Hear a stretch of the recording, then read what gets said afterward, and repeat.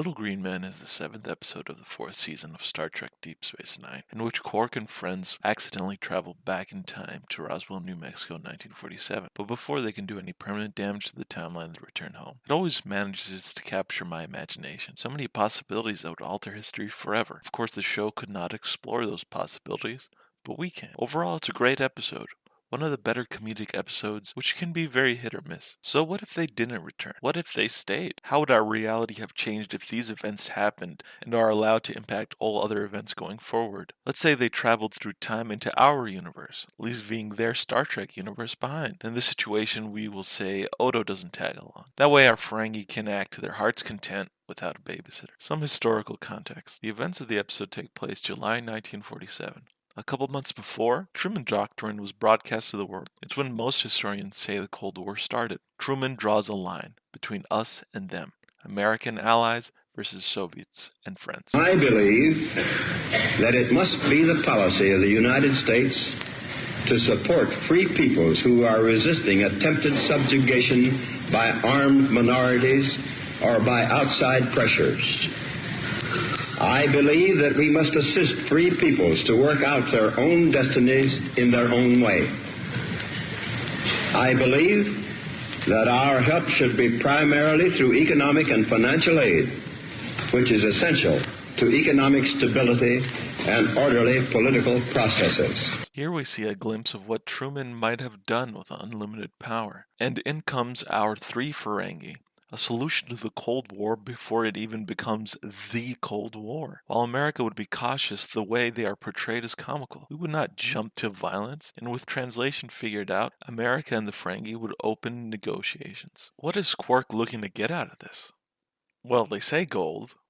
You mean like gold? Gold is good. How much gold are we talking about? Seeing how we're going to be advancing your culture about 400 years overnight, I'd say a couple of million bars would be about right. As a good faith deposit.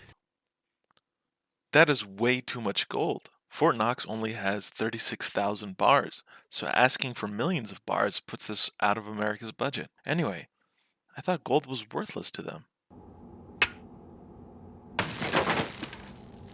Oh, that can't be. There's no latinum in these bricks. What? Someone's extracted all the latinum! There's nothing here but worthless gold. And it's all yours. No! No! No! However, he does signal that this is just the beginning, and he's using it as a jumping off point for later economic domination over Earth. They want to do to Earth what these Ferengi did in Voyager. However, Quark gets ahead of himself. Those Ferengi had their ship and their technology, while he is at the American government's mercy. I agree with DS9's assumption that had the US found a spaceship and 3 aliens in 1947, they probably would have moved the 3 to a secure area and hide the ship out of the public's eye, at least initially. And well, we'll come back to this point. I disagree with how the US would approach the Ferengi. In the show, they jump to intimidation, violence, and drugging pretty quick. While this is not beyond the norm for America, to do so quickly after opening communications with literal aliens would be pretty stupid and would not further America's interests. Not to mention, who knows what Earth drugs would do to alien anatomy. They risk killing them, or worse, committing what might be seen by an advanced alien species as an act of war. No, this portrayal is not realistic. What I think would happen would go something like this. When communications become possible, I would think that Truman himself, as well as other top brass, would quickly hold a meeting with the Ferengi. Quark wants to get right to business, and he thinks he can outsmart them. But once the United States figures out that there are no reinforcements, they will have the upper hand in negotiations. The fact that it was an obvious crash landing means that this contact was not intentional, and Quark's eagerness in contact would signal that they might be dealing with just 3 aliens and not their entire race. The US holds all the cards, even if they might not know it initially. The Ferengi's insistence to be given their ship back with all the weaponry they say they have in it would be met with delays. America's not going to rearm them. If more aliens show up, then they would, but the situation at first doesn't call for it. They have the ship and the 3 Ferengi in custody. Yes, they would need Rom's help to fully understand the technology, but the most the Ferengi would get is better accommodations and more freedom. Hi, I'm Saul Goodman. Did you know that you have rights? The Constitution says you do. Not if you're an alien.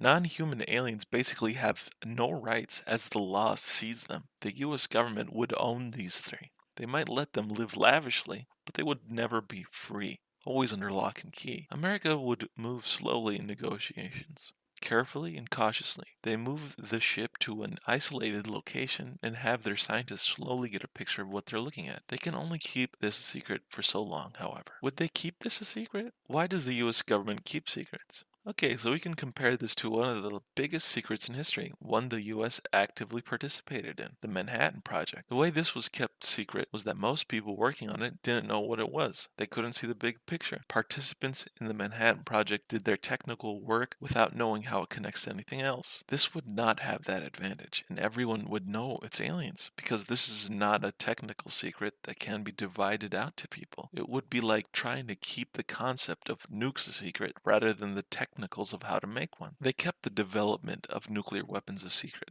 not the concept of them, which was known to the Axis already. The reasons for the secrecy was because the Allies did not want that info that would help develop the weapons falling into enemy hands. If the Axis got the weapons before the US, history would have been a much crueler place. Even with all this secrecy, the Soviets found out about it, and we can assume such a secret here would be found out by the Soviets sooner rather than later. I think the American viewpoint here can be best showcased with a quote from one of the great works of science fiction, The Dispossessed by Ursula K. Le Guin. They'll get it, of course, eventually, and they ought to. Scientific truth will out. You can't hide the sun under a stone, but before they get it, I want them to pay for it. I want us to take our rightful place. If there has to be an interstellar civilization, then by God, I don't want my people to be low caste members of it. We should come in like noblemen with a great gift in our hands. The negotiations end with America getting everything, and the Ferengis' status as prisoners would be elevated to celebrities living the high life. America comes out and confirms the rumors and declares a new world order. A capture of Soviet leadership would be one of the first things done with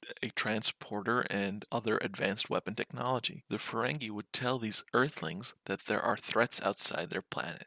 Trust me, the galaxy is a pretty rough place. You people are much better off staying right here on Earth. Maybe playing on their fears to make themselves seem more useful, maybe trying to get themselves as intermediaries. This external threat would be used by the US when they announce the arrival of aliens to present themselves as leaders of humanity and acting out of an interest to defend Earth. The Soviets would be persuaded forcibly, with or without Stalin, to agree, and they would present a united front with the rest of the world. A friendly government would be installed in the Soviet Union, not a truly democratic society. As we can see, when America does install friendly dictators, the democratic process usually gets rid of them. So they probably keep the Soviet structure, just change the leaders and stop their nuclear program. With this united front, the rest of the world would fall in line with the US, switching out leaders when they needed to, whether it be in the Soviet Union or anywhere else in the world. With this, the UN would be given more power. A central government of Earth, or at least an Earth Defense Force, would be formed that required all the different governments of Earth coming together and collaborating. The US would, over time, loosen its grip on these countries once they felt comfortable their power was not threatened and that these countries were genuinely working with the US for the defense of Earth, that everyone was on the same side. The stronger UN would, over time, become a centralizing force, and a one-world government would eventually form from the visions of a 1947 America. A world Congress made up of countries and their democratically elected representatives would vote unanimously for these centralization acts as an act to defend humanity. The technology would accelerate the standard of living to what we see in Star Trek. Eventually, scarcity would be eliminated, and ironically, the Soviets would have achieved their desired goal in destroying capitalism. Poverty, hunger, illness would become things of the past thanks to future Star Trek technology. While at first these benefits might only manifest in America, they will spread across the globe quickly. What do you think might have happened? If you enjoyed this video, please like, comment, and subscribe. It means a lot to me and it motivates me to make more videos. So thanks for watching and see you next time.